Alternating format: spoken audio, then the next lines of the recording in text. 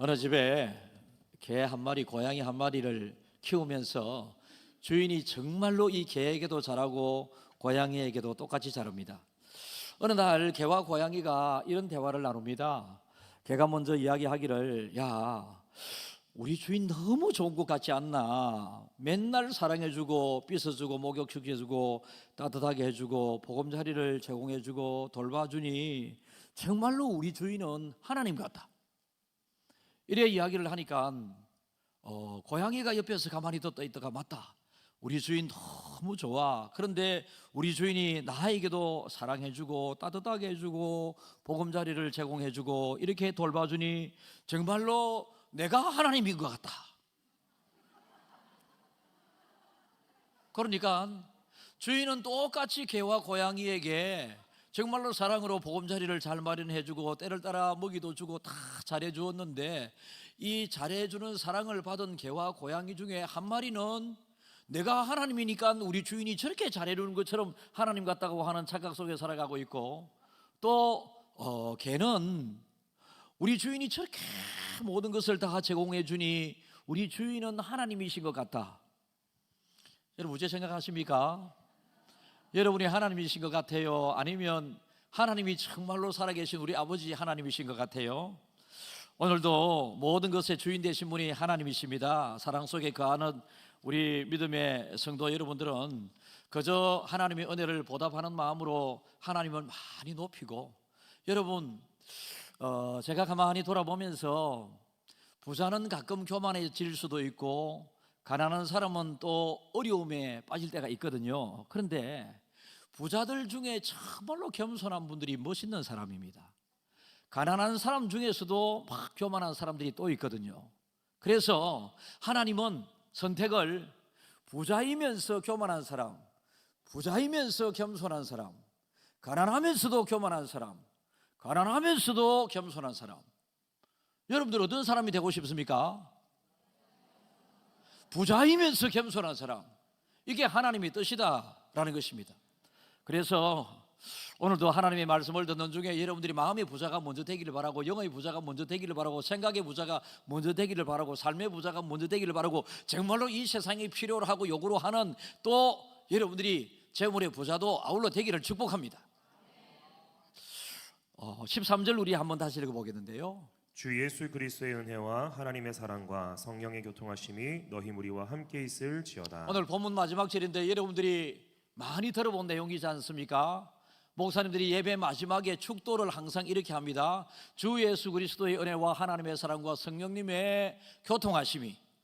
각자 설교에 또 내용을 첨가할 수도 있고 개인적인 축복을 또 성도들에게 더 간절함으로 보탤 수도 있고 합니다만은, 우리는 이 삼위 하나님, 그냥 하나님의 은혜가 너희들에게 항상 함께 있을지어다 성경은 기록해도 좋겠는데, 이렇게 성부 하나님, 성자 예수님, 성령 하나님을 구별하여 삼위에 하나 되신 그 하나님의 은혜와 사랑과 위로와 교통이 함께 있을지어다라고 오늘 고린도 교회를 향하여 사도 바울을 통해서 하나님께서 주신 말씀이거든요.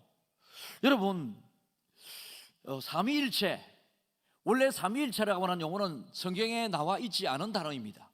그런데 우리는 유일하신 하나님을 믿고 있거든요. 그죠? 유일하신 하나님, 오직 한 분이신 하나님을 믿고 있거든요. 그런데 오직 한 분이신 이 하나님의 삼위가 있는데, 이 삼위, 위자라고 하는 것은 여러분 우리가 다 설명하기가 대단히 어렵고 힘든 이 단어입니다. 퍼슨으로 번역될 수 있고 사람으로 생각될 수 있겠습니다만은, 하나님도 인격체이시기 때문에 사람을 이해시키기 위해서 사람이 가지고 있는 이 인격체 퍼슨을 사용하시는 거거든요. 그러니까 우리는 유일하신 하나님을 섬기면서 한 본체의 유일하신 하나님, 그 속에 그와 함께 그와 대등하게 삼위의 하나님이 계신데, 성부 하나님, 섭리하고 예정하고 창조하고 다스리고 주관하고 주도하시는 하나님이 삼위, 우리의 구원 계획을 세우시는 하나님, 그분이 성부 하나님이시고요, 그리고 성부 하나님께서 지옥으로 가고 있는 저와 여러분들에게 죄가 죄인지를 깨닫지 못하고 그냥 우리 마음대로 세상을 살아가기를 원치 않으시고 우리의 기준 원리 표준 되시는 그 예수님을 이 땅에 보내셔서 하나님 되신 그분이 예수님의 모습으로 오신 성자 예수님, 예수님께서는 하나님을 아버지라 부르셨거든요. 그래서 성자 예수님, 이 성자 예수님은 하나님의 그 구원 계획을 이루고 실천하고 십자가를 지시고 돌아가심으로 그리고 부활하심으로 우리의 구원 계획을 이루신 분, 성자 예수님. 그리고 우리가 2000년 전에 일어난 이 사건을 나를 위하여 일어난 사건으로 우리가 어떻게 인정할 수 있겠습니까? 보이는 것도 믿기가 어려운 이때에 보지 못했던 그 사건을, 그런데 성령께서 우리 마음속에 내주하심으로 예수 그리스도가 나를 위하여 십자가에 돌아가시고 죽으셨고 나를 또 구원하기 위하여 예수님께서는 부활하셨다, 이 사실이 믿어지는 것, 믿어지게 하시는 이분이 성령 하나님이시다라는 것입니다. 사실 우리가 성경을 그리고 하나님의 말씀, 하나님을 100% 이해한다고 하는 것은 이 땅을 살아가는 저와 여러분들에게, 유한한 인생을 살아가는 저와 여러분들이 다 이해하는 것은 어렵습니다. 여러분, 우리 인간에게는 다 이성이 있습니다. 그죠? 이성으로 판단하고 이성으로 행동하는 경향들이 대단히 많이 있습니다. 믿음의 사람들도 모든 것을 믿음으로 판단하고 믿음으로 행동하고 믿음으로 살아가는 것이 하나님의 바람입니다만은, 자연과학의 물질의 세계를 살아가면서 사람들은 비교적 이성으로 그리고 자기 양심껏 세상을 기준으로 살아가게 되는 경향들이 많이 있습니다. 이러한 경향 속에서 여러분, 사도들이 신앙 고백을 했지 않습니까? 사도들이 신앙 고백을 가만히 들어보면 전능하신 하나님을 내가 믿습니다, 그리고 그의 외아들 우리 주 예수 그리스도를 믿습니다, 그리고 성령님을 믿습니다 라고 고백을 했거든요. 이분들이 이해한 이 하나님을 우리가 어떻게 이해하면서 믿어야 할까요? 이 삼위의 하나님을 어떻게 우리가 이해를 해야 할까요? 먼저 인간의 한계성입니다. 여러분, 세상에 일어나는 일들 중에서, 그리고 인간사에 일어나는 일들 중에서 여러분들이 이해하지 못하는 일들이 너무 많습니다. 산불이 그렇게 엄청나게 산불이 일어나서 사람이 몇십 명이 또 유명을 달리하고 많은 사람들이 집이 타고 마을 전체가 타버리고, 여러분, 이러한 것 왜 일어났는가? 이해하기가 어렵습니다. 우리의 생각으로는. 사람은 보고 듣고 말하는 존재이거든요. 그런데 여러분, 보는 것을 한번 생각해 보겠습니다. 여러분을 가까이 하는 저는 여러분들을 비교적 잘 보입니다. 특별히 저는 눈이, 성경을 볼 때는 돋보기를 꼭 써야 되는데 멀리는 잘 보입니다. 삼성에 계신 여러분들, 제 자리에 지금 없으신 분들은 오늘 교회 안 나오셨구나, 제가 금방 파악이 됩니다. 그러니까 우리 목사님 안 보이는데 우리 교회는 다행히 기둥이 없어서 다행인데 기둥 뒤에 맨날 앉으려고 하는 분들도 있거든요. 여러분, 그러나 저도 여러분을 아끼고 사랑하는 김해 중앙교회 담임 목사로서 김해 중앙교회 성도 한 분 한 분을 아낍니다만은, 한 10km 떨어져 있는 여러분들이 있는 것은 사실이지만은 제 눈에는 보이지 않습니다. 제 시력에 한계가 있죠. 그리고 우리는 듣는 존재라고 말씀을 드렸습니다. 여러분의 부모님이나 또 사랑하는 가족들이 서로 대화를 나누게 될 때에 일정한 거리 속에 있는 모든 이야기들은 다 알아들을 수 있습니다. 그러나 가정에서 벗어나 한 10km 떨어진 자리에서 남편이 아내에게 사랑한다고 혼자 궁신궁실 거려봤자, 여러분, 10km 떨어져 있는 아내가 이 이야기를 들을 수 있겠습니까? 사람은 보는데 항상 한계가 있고 듣는 것에 항상 한계가 있고, 따라서 보고 들은 것을 말하는 말에 항상 한계를 지닐 수밖에 없다는 것입니다. 여러분, 학창시절에 무한대의 뜻이 무엇입니까? 무한대, 끝이 없다라고 하는 것에서 무한대가 아니고요, 답을 찾을 수 없다고 하는 것에서 무한대가 만들어집니다. 그래서 우리는 인생을 살아가면서 무한정한 우리의 인생, 인류 역사를 살아가는 날 동안에 우리는 정확하게 사람이 무엇이며, 특별히 눈에 보이는 사람이 무엇인지도, 우리 인생을 살아가면서 인생이 무엇인지도, 그리고 한 번밖에 살아갈 수 없는 일생이 무엇인지도 잘 모르는 저와 여러분들에게 눈에 보이지 않는 하나님을 정확하게 설명하고 정확하게 안다고 하는 것은 불가능한 일입니다. 사람들끼리 여러분 스스로가 여러분 스스로를 잘 압니까? 내 마음 나도 몰라. 변덕스러운 마음, 변덕스러운 내 자신을 어떻게 여러분들이 잘 알겠습니까? 결혼 생활 40년 하고 50년 하는 남편과 아내가 살면서도 아이고 나는 50년을 같이 살아도 저 인간 속마음을 모르겠다. 이게 인간이지 않습니까? 아니 수십 년을 살아도 내 아내가 지금 무슨 생각을 하고 있는지 모르겠고 내 몸에서 태어난 내 새끼 저기 지금 무슨 생각을 하고 있는지 모르겠다. 이게 여러분 인간사에서 하나는 일입니다. 친구들 사이에서 여러분 친구의 마음을, 친구의 삶을, 생각을 다 우리는 헤아릴 수 없는데 얼마만큼 알 수 있습니까? 친구가 나에게 자기의 행편을 이야기해 주는 만큼, 친구가 내가 요즘 이렇다라고 이야기해 주는 만큼 친구의 아픔도 좋은 것도 고통스러움도 기쁨도 우리는 헤아려서 알 수 있는 것입니다. 우리는 하나님에 대해서 우리 유한한 인간으로 살아가면서 무한한 하나님을 다 이해한다고 하는 것은 불가능한데, 그래서 우리는 하나님을 이해해서 믿으려고 하지 말고 믿고 하나님을 구하면 이해가 된다는 것입니다. 받아들여지게 된다는 것입니다. 그래서 우리가 하나님께서 알려주시는 만큼, 하나님께서 나에게 하나님에 대하여 계시해 주시는 만큼 우리는 알 수 있지, 하나님에 대하여 너무 많이 알려고 여호와를 아는 지식에 자라가기는 하라고 성경에서 말씀을 하십니다마는, 마치 자기가 하나님처럼 되고자 하는 마음으로 하나님에 대하여 나도 하나님처럼 되고 싶다라고 하나님에 대하여 알려고 하면 바로 그 사람이 이단이다라는 거예요. 사람은 하나님이 될 수가 없습니다. 사람은 하나님에 대하여 잘 알 수도 없는 존재입니다. 그저 하나님께서 여러 사건과 역사를 통하여 하나님의 말씀을 통하여 하나님 나는 이런 존재다라고 하나님이 알려주시면 그 알려주시는 그분이 이런 하나님이시구나, 나의 하나님이시구나, 이렇게 받아들이시면 된다라는 것입니다.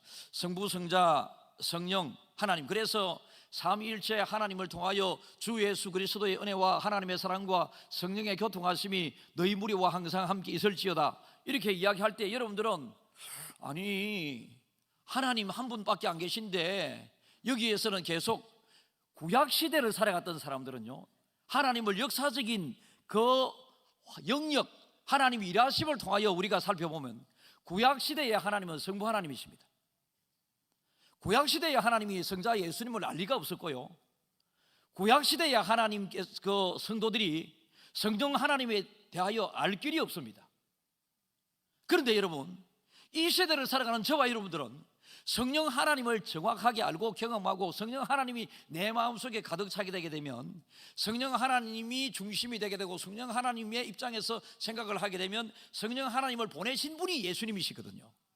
그래서 성령 하나님을 바로 알고 바로 이해하게 되게 되면 예수님을 더 정확하게 알 수 있게 되고, 예수님이 어떤 분이신가, 나와 예수님과의 관계를 어떻게 지어가야 될 것인가, 성령 하나님과의 관계를 잘 지어가게 되면 자연스럽게 예수님과의 관계도 잘 지어지게 되고요, 예수님을 이 땅에 보내신 분이, 우리를 구원하기 위하여 보내신 분이 하나님, 성부 하나님이시기 때문에 자연스럽게 성령 하나님을 알게 되면 성자 예수님도 알게 되고, 성자 예수님을 알게 되면 자연스럽게 성부 하나님도 잘 알아가게 된다는 것입니다.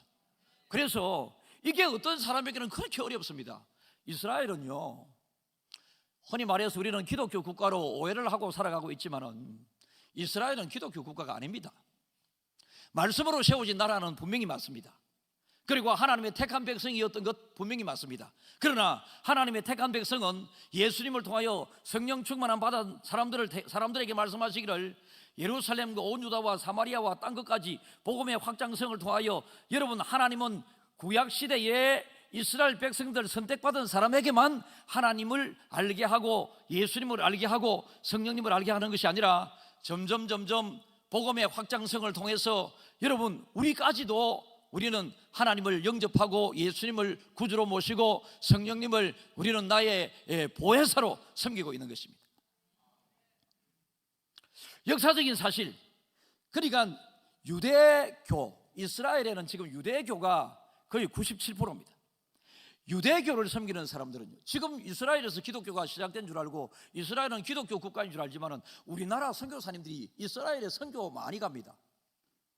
유대교에 잡혀 아직도 복음을 받아들이지 않고 예수를 영접하지 않고 있는 이 사람들에게 복음을 전하고 예수를 영접하도록 하기 위해서 우리나라 선교사님들이 이스라엘에 선교사로 가 있는 경우들이 많이 계시다니까요. 이런 분들은 성부 하나님에게만 지금 매여 있는 것이죠. 성부 하나님만을 믿고 있는 것이죠. 성경을 믿되 그들은 신약은 받아들이지 않습니다. 구약 성경만 유대교들은 지금 받아들이고 있습니다. 이스라엘은 구약 성경, 다시 말해서 율법만 붙잡고 있습니다. 그런데 여러분, 안타깝게도 이런 경향은요, 저는 우리 교단에 대한 대단히 안타까운 마음을 애적에 가지고 있었고, 지금은 많이 이제 그런데요, 제가 이제 신학을 하게 될 때, 지금부터 한 제가 어릴 때 생각하면 50년 40년 이때는요, 우리 교단은 박수치며 찬양하는 거 상상도 못했습니다. 남자 여자가 같이 모여서 이렇게 회중교회로 예배 드리는 것, 남반 여반이 있었지 않습니까? 옛날 어릴 때 어른들은 다 생각나실 겁니다. 남자반 여자반 중간에 커튼을 떡 치고 남자는 이쪽에 있고 여자는 이쪽에 있고, 그게 아직도 습관이 된 교회, 제가 오후에 설교를 하러 가보면 남자들만 소로로 앉아있고 여성들만 소로로 앉고, 제가 그래, 어떤 교회 가서 일 나서 자기 아내 찾아가세요, 자기 남편 찾아가세요, 이렇게 제가 이야기하기도 합니다. 그 무슨 해교한 모습입니까? 이거 율법 시대에 이거 잡혀 있는 사람들 입장에서는 그럴 수밖에 없거든요. 그러나 지금은 복음의 시대지 않습니까? 그래서 하나님의 그 사역에 대해서 우리는 가만히 생각하면서 성삼위 하나님, 삼위일체 하나님, 성부, 성자, 성령 하나님, 이 부분에 대해서 모르고 믿는 것보다는 조금 어느 정도 제가 역사적인 사실을 통하여, 사건을 통하여 하나님께서 알려주신 부분을 제가 여러분들에게 설명을 하므로 삼위 하나님이 어떤 분이신가에 대하여 확실한 그림이 아니라 나름대로의 정확한 그림이 그려져서, 여러분은 성부 하나님도 믿고 성자 예수님도 믿고 성령 하나님도 믿게 되는 완전한 온전한 믿음의 성도들이 다 될 수 있기를 주님의 이름으로 축복합니다. 여러분, 구약시대의 성부 하나님의 시대였고 율법 중심의 삶을 살았더라면, 예수님이 오셨을 그 시대에는 성자 예수님의 시대였습니다. 예수님에게 나아가는 자, 그리고 예수님께서 누구를 찾아가는 사람, 그를 통하여 만남이 있는 자들에게만 하나님의 나라를 선포했고 예수 그리스도의 살아계심에 기적을 일으켜 주셨습니다. 그러니까 예수님이 사역하셨던 그 지역은 이스라엘 유대 땅, 그 안에 예루살렘, 그리고 갈릴리 주변에서만 주님은 역사할 수밖에 없었습니다. 이러한 안타까움을 주님은 아시고 천하 만민에게 복음 전가할 수 있는 그 길을 주님께서 찾으시면서, 나는 육신으로 지금 이 자리에 와 있기 때문에 육신에 한계가 있지 않습니까? 그래서 예수님께서는 제자들에게 영의 하나님, 성부, 성자, 성령의 하나님을 너희들에게 보내줄 테니 성령, 보혜사 성령이 너희에게 임하게 되면 너희가 권능을 받고 예루살렘과 온 유다와 사마리아와 땅끝까지 복음을 전가하라고 말씀을 하셨습니다. 그래서 우리는 성령 하나님의 강력한 임재와 역사 속에 유대 땅 반대 지역에 있는 대한민국의 김해중앙교회에서 우리는 예배 드릴 수 있게 된 것입니다. 그래서 우리는 항상 이 시대에는 기도를 하면서도, 하나님에 대하여 생각을 하면서도, 구약시대에 역사하셨던 그 하나님에 대해서도 생각은 해야 되겠지만, 나를 구원하기 위하여 십자가 지신 그 예수님에 대해서도 생각을 해야 되겠지만은, 그 십자가의 소중함을 깨달아 알게 하신 그 성령 하나님, 하나님의 구원 계획과 섭리, 그것을 나에게 알게 하시는 성령 하나님께서 나와 함께 계신다. 하나님이 세상 끝날까지 너와 함께 계시겠다고 하실 때, 이 하나님은 성부 하나님이 아니고 성령, 성자 하나님이 아니고 성령 하나님이시다. 그래서 여러분들이 항상 성령 하나님을 잘 구하고 찾아야 합니다. 이 시간 우리가 예배드리는 이 예배는요, 하나님이 함께 하시고 예수님이 구속하시고 성령님이 인치셨으니 삼위일체 하나님, 그분 앞에 우리가 지금 예배드리고 있는 것입니다. 그래서 여러분, 삼위일체 하나님, 완전하지 않지만 삼위일체의 하나님을 설명하게 될 때에 어떤 목사님들은 설교집에 보면 태양의 비유를 했습니다. 하나님, 성부 하나님은 태양이시고 성자 예수님은 빛으로 오신, 내가 빛으로 왔다고 성령께서, 성자 예수님이 말씀하셨잖아요. 그래서 태양 빛이고, 그 다음에 성령 하나님께서는 그 빛으로 따뜻하게 되는 우리의 가까이에서 우리를 비추시고 따뜻하게 해주시고 우리를 돌보아주시는 그분의 비유를 했었더라고요. 어떠리는 시대별로 구약시대는 성부 하나님 시대, 신약시대는 성자 예수님의 시대, 오순절 이후부터 지금 이 시대까지는 성령 하나님의 시대로 구분하는 경우들도 있습니다. 우리는 완벽한 하나님에 대하여 설명할 수 없지만은 삼위 하나님은 분명히 계심을 창세기 1장 26절을 통하여 읽겠습니다.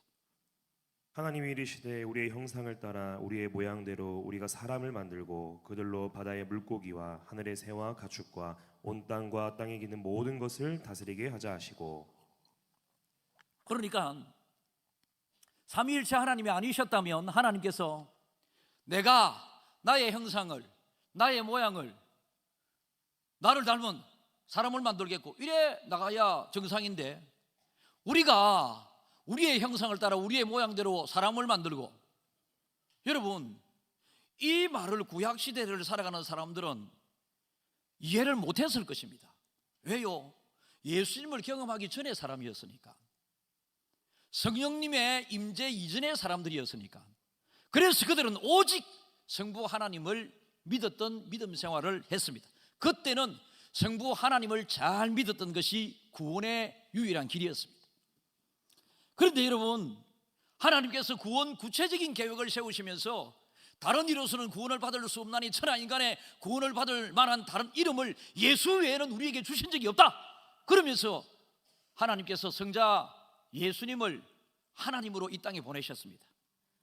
하나님이셨던 그분이 인간의 모습으로 오신 분이 이름이 예수라고 하는 분인데요, 이분을 믿음으로 그때 그 당시 사람들은 구원을 받았고, 지금 우리도 역시 마찬가지인데, 이분을 믿을 수 있게 하는 분이 우리 육신의 생각으로 믿게 된 것이 아니라 성령 하나님의 도우심 때문에 우리가 이 말씀을 믿게 되었다라는 것입니다. 고린도전서 12장 3절을 읽겠습니다. 그러므로 내가 너희에게 알리노니 하나님의 영으로 말하는 자는 누구든지 예수를 저주할 자라 하지 아니하고 또 성령으로 아니하고는 누구든지 예수를 주시라 할 수 없느니라. 뒷부분을 제가 다시 읽겠습니다. 또 성령으로 아니하고는 누구든지 예수를 주시라 할 수 없느니라.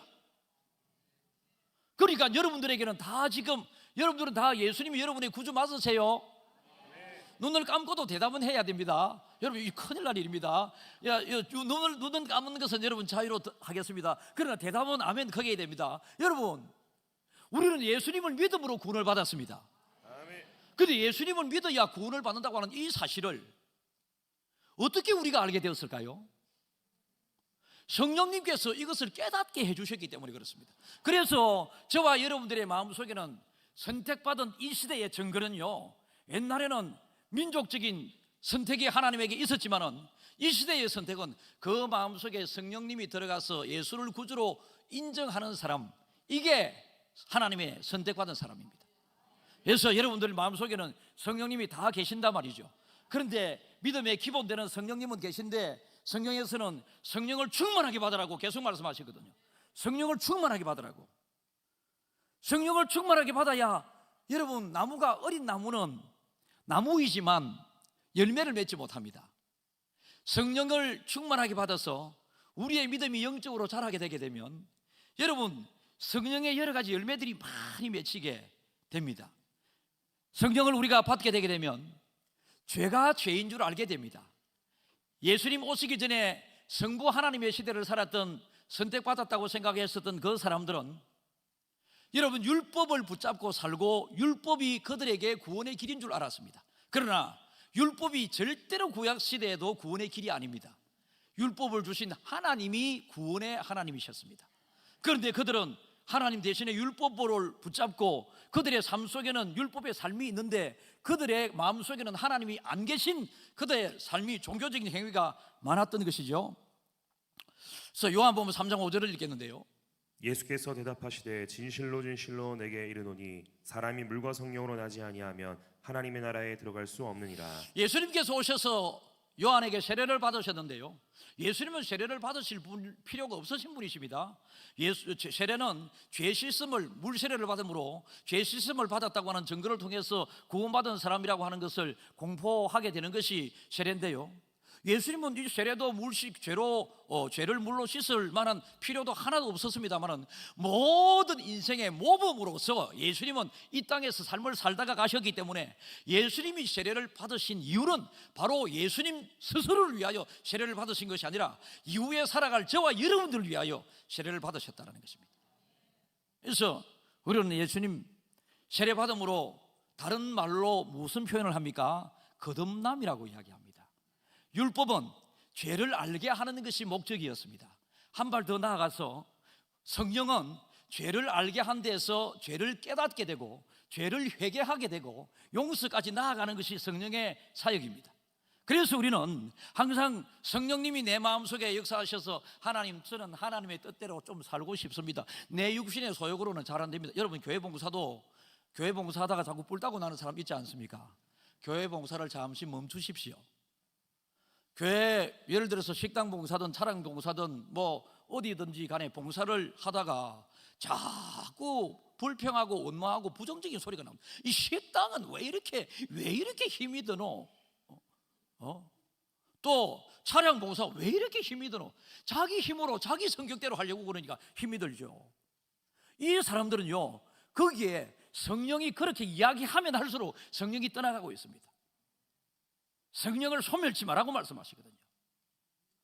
성령의 역사로 내가 주일학교도 봉사하고 식당도 봉사도 하고 주차장 봉사도 하고 오만 봉사도 다 하고 이렇게 하면 여러분, 인간인지라 피곤한 면은 있죠. 인간인지라 여러분 힘든 면은 있습니다. 그러나 인간적인 피곤함과 힘든 것보다 성령님이 주시는 보혜사적인 은혜가 더 크다라는 것입니다. 그래서 그 입에서 원망과 불평이 나오지 않고 혈기가, 다툼이, 분노함이 나오지 않게 된다라는 것입니다. 그래서 우리는 항상 성령님을 가까이 모시면서 성령님이 내 마음속에 들어와 계시기 때문에 내가 예수를 나의 구주로 인정했다, 이런 사실을, 이런 자부심을 다 가지고 내 속에 있는 성령을 점점 잘 키워나가야 합니다. 성령은 사모하는 자에게 주시는 하나님의 선물이라고 말씀하시거든요. 그래서 여러분들이 지금 현재의 믿음의 상태에서 더 믿음이 크게 자라도록 하기 위해서 성령을 지금보다 더 여러분의 심령에 가득 채우시면 됩니다. 어떻게 채우겠습니까? 성령을 사모해야 합니다. 성령님, 저에게도 강력하게 역사해 주세요. 성령을 사모합니다. 성령을 기다립니다. 성령님, 저에게 임하여 주시옵소서. 성령 충만을 기다립니다. 이렇게 하게 되면 성령님도 인격체의 성령님이시기 때문에 나를 사랑하는 자가 나의 사랑을 입을 것이며 구하는 자에게 주신다. 성령께서 구하는 자에게 들어가신다. 성령님이 나를 찾는 자에게 들어가신다. 그래서 그 사람에게 성령이 충만하게 들어가게 되는 것입니다. 사랑하는 여러분, 우리가 성령을 받게 되게 되면 거듭나게 되는 것뿐만 아니라 능력을 받게 됩니다. 사도행전 1장 8절을 읽습니다. 오직 성령이 너희에게 임하시면 너희가 권능을 받고 예루살렘과 온 유대와 사마리아와 땅끝까지 이르러 내 증인이 되리라 하시니라. 그러니까 성령이 여러분에게 임하게 되면 자동적으로 따라오는 것이 권능이라는 것입니다. 예수 믿는 파워, 에너지, 힘이 어디에서 나오겠습니까? 신앙생활 하기가 너무 힘든 분들도 성령을 사모하십시오. 예수를 믿는 것이 자원하는 마음으로 기쁘고 감사해서 구원의 은혜에 보답하는 마음으로 주일날 되면 마땅히 교회 가는 것이 즐겁고 예물 드리는 것이 즐겁고, 여러분 성전 건축을, 교회 건축을, 예배당 건축을 하게 될 때에 자기의 집을 팔아서 드리는 분이 육신의 생각으로 어떻게 드릴 수 있겠습니까? 제가 부목사 시절에, 부교육자 시절에 그 교회가 성전 건축을 하는데 뭐 자원해서 헌금을 이렇게 하고 있는 중에 그 내외가 목사님을 찾아와서 집 문서를 목사님께 드리는 것을 봤습니다. 지금부터 한 37년 정도 되겠나요? 근데 이분은 길에서 겨울에 이제 리어카에 뭐 짤면 땅콩처럼 빵이 구워져 나오고 또 안에 뭐 붕어빵처럼 구워져 나오고 이런 거 해가지고 주일날 되면 또 자기 일부 예배 드리고 하루 종일 교회 안에서 빵 먹고 싶은 아이들한테 전부 다 무조건 공짜로 다 구워줘요. 하루 종일. 근데 이분이 이제 교회 건축을 하는데 땅 문서를, 그러니까 집 문서를 가지고 이 집이 어떤 집인가, 목사님도 그때 이 집이 어느 정도 집인지 목사님 모르셨어요. 담임 목사님도. 그래서 목사님께서 저를 데리고 우리 한번 가보자 이래가지고 그 집에 주인 모르게 살 가봤다 아이가. 들어가 보지를 못하고, 근데 길이 있고요, 길 밑에 요즘으로 치면 물이 만약에 비가 많이 오게 되면 금방 들어가서 사고가 날 법한 그러니까 지하방이었습니다. 지하방. 위에서도 보니까. 그런데 그에게는 전부거든. 이 전부인 것을 어떻게 예배당 건축하는데 다 드릴 수 있었겠습니까? 그래서 제가 이제 또 다른 교회로 가서 담임으로 하다가 김해 와서 중앙교회를 섬기는 동안에 길에서 우연히 그분을 만났습니다. 우연히 그분을 만났는데요. 이제 제가 반갑게 인사를 아유 집사님, 아이고 요즘 어디에 계세요? 어디 김해 사세요? 막 이러면 김해 사신대요. 우리 어디에 계세요? 쭉 가면 요로 돌아가면 목사님 5층 건물이 있어요. 그게 제 집이에요. 5층 상가가 상당히 컸습니다. 여러분, 자원에서 내가 살고 있는 마지막 집인 이 집을 하나님 앞에 바친다고 하는 게 결코 쉬운 것이 아닙니다. 그러나 하나님을 믿고 성령님이 주시는 그 감동대로 하나님에게 바쳤더니 거기에 몇 배 되는 은혜를 하나님께서 주신 것입니다. 그러니까 드릴 때에 너무 힘들어하지 마십시오. 여러분들이 많이 안 드려도 됩니다. 헌금은 자원하여 기쁜 마음으로 드리라고 했기 때문에 여러분들이 저는 여러분들에게 헌금 많이 해라 소리 거의 안 합니다. 여러분들이 자원하는 마음으로 헌금을 하게 되면 가능하면 할 수 있는 대로 감사함과 기쁨으로 최선을 다하여 드리는 것이 헌금의 원리입니다. 우리 목사님은 헌금하지 마라 했으니까 나 이제부터 안 해도 되겠네. 또 쓸데없는 유아틱한 그런 생각하지 말고 여러분을 위해서 그러는 겁니다. 성령은 우리에게, 여러분, 성령이 임하면 자연적으로 따라오는 것이 뭐라고요? 권능, 힘이 달라진다. 아까 제가 우리 교단에 말씀드렸습니다. 우리 교단은 여러분 대부분의 교단들이 미국이나 이런 다른 나라에서 교단이 들어왔지만은 우리나라에서 만들어진 유일한 교단이 순복음 교단이거든요. 순복음 교단에서 제일 강조하는 것이 그 당시 우리 고신 교회에서 그토록 터부시 여기고 강조하지 못하게 했었던 성령이었습니다. 성령이 성경에 나오는데 왜 우리의 고신의 먼 선배들은 성령을 그렇게 강조하지 말라고 하셨을까요? 여러분, 그 당시에는 성령을 강조한 사람들이 다수가 이단이 많았습니다. 성령을 통하여 희한한 은사들이 많이 나타났거든요. 귀신이 쫓겨나게 되고 박태선 같은 사람은 밀고만 구덕체육관에서 저도 봤는데요, 밀고만 나가면 옆에 있는 사람 다 쓰러지 봅니다. 이러한 현상은 성경적인지 성경 안적인지는 제가 잘 모르겠습니다. 어쨌든지 간에 그런 현상이 일어나게 되니 이 사람이 자기가 마치 하나님 행세를 하게 되고 이단으로 빠지게 되죠. 이것을 아마 경계하는 데 있어서 성령을 그렇게 강조하지 말았던 것 같습니다. 제가 강도사 인원을 받을 때도요, 그 당시 조영기 목사님을 저는 제일 존경했습니다. 그래서 신학 공부하기 전부터 조영기 목사님의 설교를 400개 이상을 들었습니다. 400개 이상을 들으면서 제가 신학 공부하기 전에 거울을 보면서 제가 설교를, 지금도 이렇게 보통 때 제 대화보다 설교를 요즘 좀 에너지가 넘쳐서 빨리 하잖아요. 귀 있는 자는 들을지어다. 단디 알아들어야 된다니까. 좀 빠르다니까. 제가 이 조영기 목사님 흉내 내다가 막 흉내를 그렇게 많이 냈습니다. 그렇게 조영기 목사님을 그렇게 하고 테이프로 그래 설교를 은혜스럽게 많이 듣고 은혜를 받았던 저에게 이제 신학을 하니까 이제 강도사 인원을 받게 될 때 우리 교단 총회장님께서 조영기 목사님에 대해서 어떻게 생각하느냐 이래 묻는 기라. 그때 우리 교단에서는 조영기 목사님을 거의 이단으로 취급을 했거든요. 그래서 제가 조영기 목사님을 사랑한다 하려고 하니까 잘릴 것 같고, 잘 모른다 하려고 하니까 내가 완전 거짓말인 것 같고, 제가 조영기 목사님에 대해서 잘 모릅니다 이랬습니다. 그래가 통과가 됐습니다. 그러니까 우리 고신교단이 설립되게 될 때에 우리의 고신의 1세대 선배들의 이 교단을 만들 때의 정신은 순교자 정신, 고람대오라고 하는, 여러분 어떤 일이 있어도 죽음을 결사각오하고 나서도 우리는 오직 하나님에게만 절한다, 이래서 우리가 만들어진 교단인데 왜 지금은 경상남북도 부산 일원에만 편중되어 있는 지역 이 정당처럼 여러분 지역에 있는 이 조그마한 이 교단이 벗어나지 못하고 있을까요? 왜 10,000명 이상 모이는 교회가 우리 교단에 없을까요? 왜 여러분 세계 10대 몇 대 교회라고 하는 교회가 우리 교단에는, 교단 정신은 그렇게 좋은데 왜 없을까요? 성령에 대하여 무지했기 때문에 그렇습니다. 여러분, 전도는 사람의 영역이지만 교회 부흥은 성령 하나님의 영역입니다. 우리가 베드로를 통하여 성령 충만한 베드로가 설교하게 될 때 3,000이나 돌아오고 남자만 5,000이나 돌아오게 되는 성령에게 강력한 에너지, 그걸 우리가 몇 차례 설교 듣죠 있지 않습니까?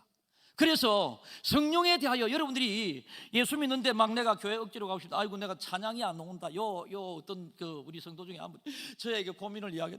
목사님 며칠 전부터 제가 찬양이 안 나와요. 찬양이 안 나와요.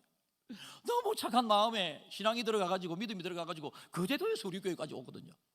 그런데 어느 날부터 찬양이 안 나오고 왜 예수 믿어야 되는지 막 회의가 생기는 것 같은 그런 느낌이고 막 그렇습니다. 그래서 예수님 이름만 불러라 기도 많이 할 생각하지 말고 예수님 이름 많이 부르고 막 듣기 싫어도 찬양이라도 찬양도 많이 틀어놓고 그렇게 주변 배경을 많이 만들어 가도록 해라 이래가지고 거제도에서 청년이 우리 교회 와서 3부 예배 이 자리 예배 드리고 점심 먹는 둥 마는 둥 하고 또 4부 예배 청년들끼리 모이는 예배 드리고 청년들끼리 모이는 조별 모임 다 하고 집에 가는 시간이 5시 반 6시 돼서 갑니다.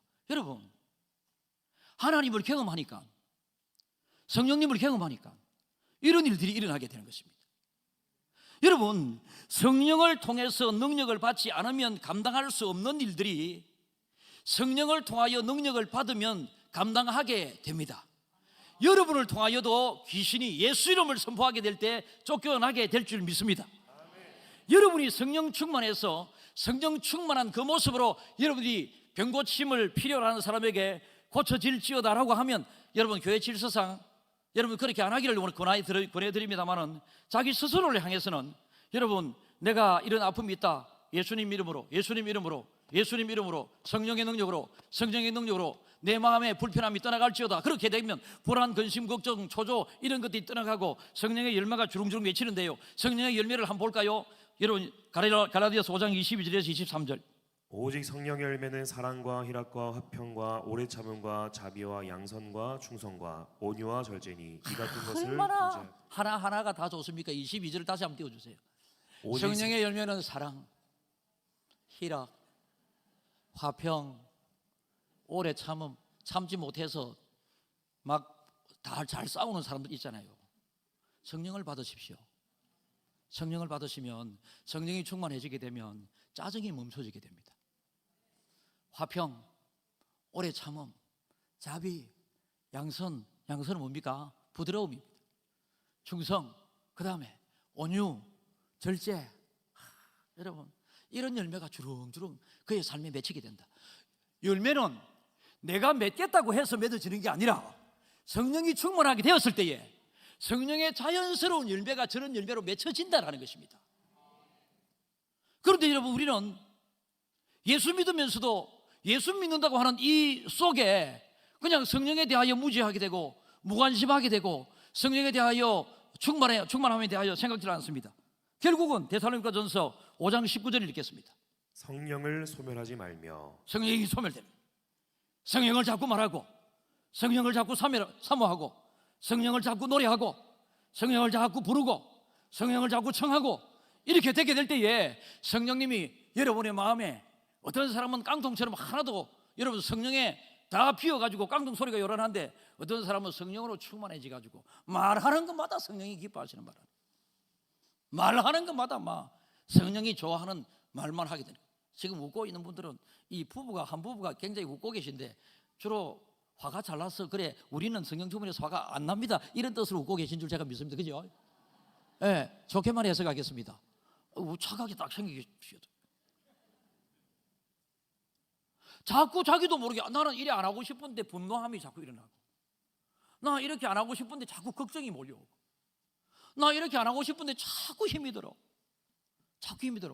여러분 육신적으로 과로하면 힘이 들게 돼 있는 이런 거 말고 괜히 왜 살아야 되나 싶고 괜히 죽고 싶고 괜히 뭐 뛰어내리고 싶고 여러분 이런 사람은 악한 영의 지배를 받고 있지 성령의 지배를 받고 있는 것이 아니다라는 것입니다. 그래서 항상 우리는 우리에게 하나님께서 예수 그리스도를 구주로 인정할 수 있도록 성령을 이미 넣어주셨다고 하지 않습니까?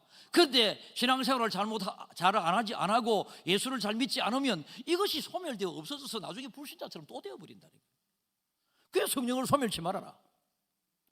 그럼 우리는 성령을 소멸하게 대신에 성령을 어떻게 해요? 충만하게 받아야 되는데 성령을 어떻게 하면 받을 수 있겠습니까? 아까 말씀드렸습니다. 하나님 성령을 주세요. 성령님 오소서 진리의 성령님, 성령님 내 마음속에 오소서, 내 마음속에 와주시옵소서.